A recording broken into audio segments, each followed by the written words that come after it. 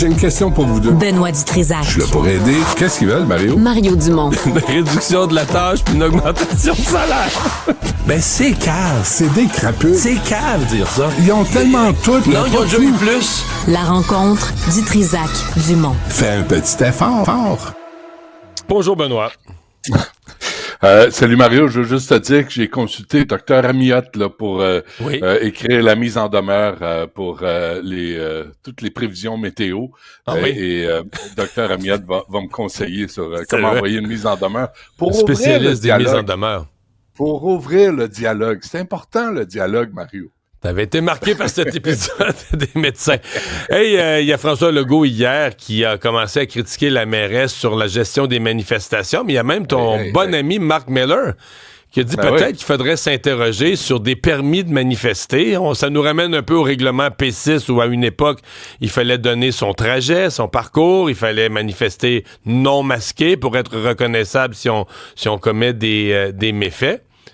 Qu'est-ce que t'en penses? Mark Miller parle lentement, il comprend pas vite. Ça fait plus d'1 an que ça dure, les manifestations. Il me semble qu'il était temps que quelqu'un allume quelque part. C'est pas la mairesse Plante qui va allumer. Ça, c'est clair. On va parler lentement, parce que ça comprend pas vite, ce monde-là. L'écœurement de la population, il est palpable. C'est clair, là, les gens là sont tannés d'être pris en otage par une minorité de cinglés crinqués. Alors, il était temps. Mais là, je te rappelle, Mario, Mark Miller, ce qu'il dit aujourd'hui, c'est comme mon histoire des 6 corbeaux sur une branche. Il y a 6 corbeaux. Il y a 6 corbeaux sur une branche. Il y en a 3 qui décident de s'envoler. Mario, il en reste combien? 6. Il en reste 3. Ben non, il en reste 3 sur la branche. Il en reste 3 sur la branche, mais les 3 autres existent toujours.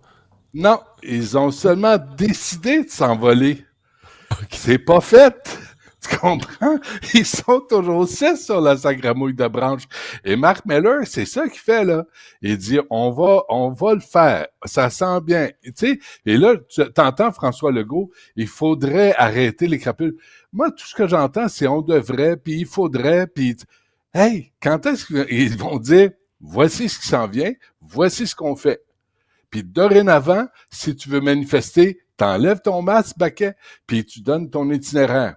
Pas compliqué, mais il faudrait... Non, mais là, Benoît, la mairesse de Montréal a été élue en promettant d'enlever ce vilain règlement P6 qui restreignait le droit de manifester. Fait qu'une fois élue, elle a enlevé le règlement.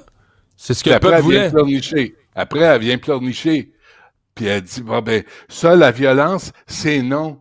Ben oui, mais Valérie, fallait pas enlever ces règlements-là. Fallait pas y contester. Fallait les laisser en place. Et là, on aurait pu voir, et la police aurait pu faire son travail plus facilement, en tout cas, plutôt qu'avoir des enquêtes parce que tu vois pas le visage. Puis là, faut que tu utilises toutes sortes de patentes technologiques pour essayer de retracer puis reconnaître quelqu'un. Come on, là. On peut-tu passer un autre appel? On peut-tu régler ça? On peut-tu se promener à Montréal sans craindre qu'une gang de crinqués décide de manifester puis de tout casser? Ce serait temps. Mais dans les manifestants qui ont des discours haineux, des discours violents, là, il faut les avertir. C'est permis à Montréal, le discours haineux sur la rue quand tu manifestes, sauf si t'es franchisé d'une compagnie sérieuse. Et c'est un patron. C'est M. Mamas. Il s'appelle Peter Mamas, le boss de Second Cup. Et Peter parce que tu es conscient qu'à cause de lui, qui a sanctionné sa franchisée, ça a mis une pression sur la police de Montréal. Par là, ils disent enquêter sur la dame en question parce que ils ont tout laissé passer ça depuis 1 an. Donc, on dit, soyons clairs aux gens.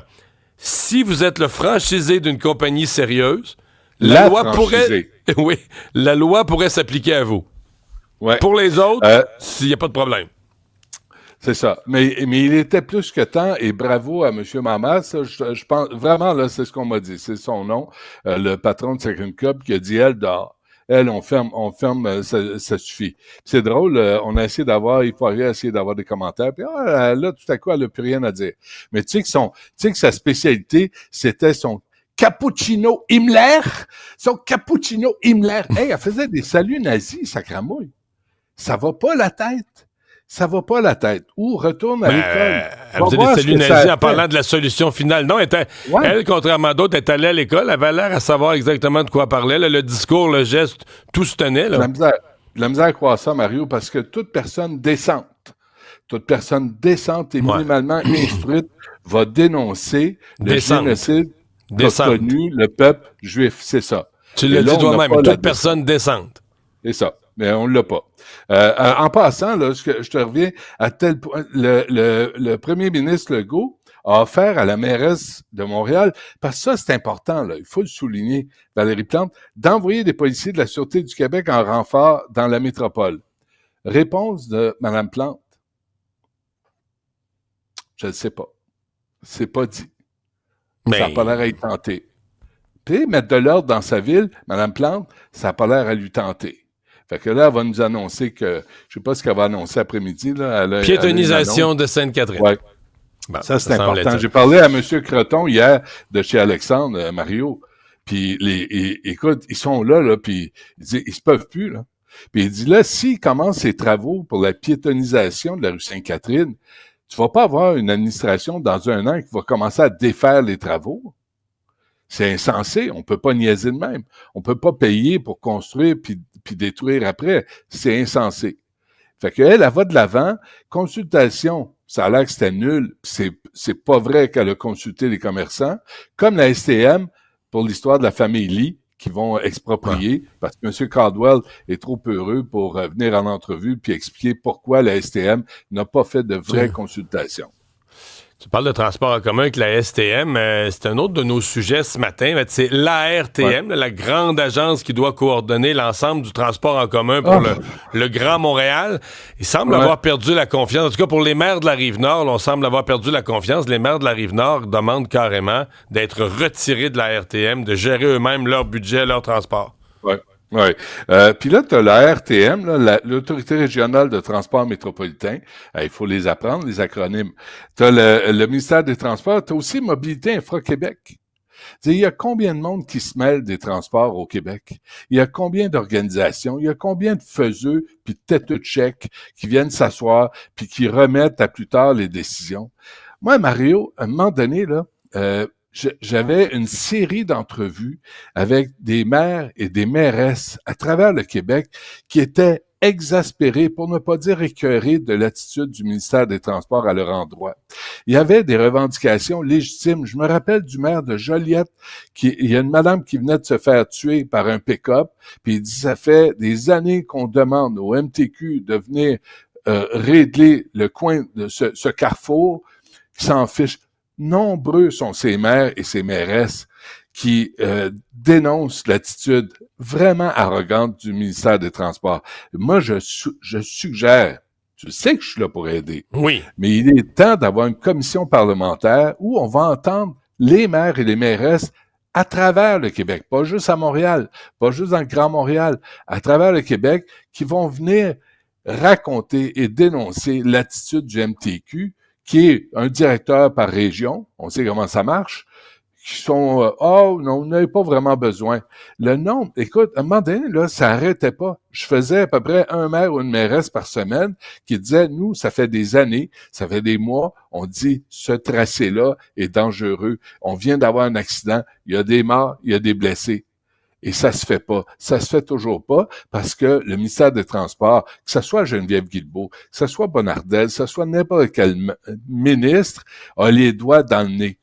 C'est une gang de paresseux et d'arrogants qui traitent les maires et les mairesses comme des enfants. Et ça, il est temps que ça arrête.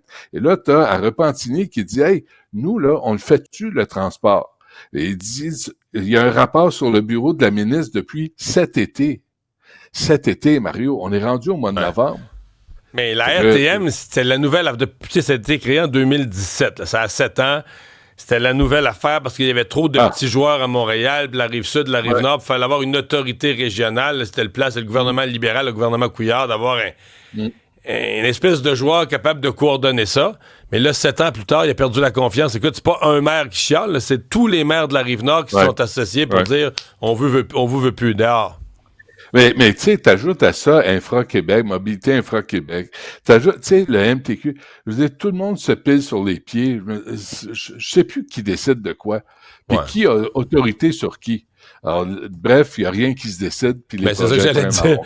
Qui décide de quoi? Moi, t'as le résumé, il n'y a personne qui décide de rien, fait que tout traîne. Hey, Benoît, salut, à demain. Salut.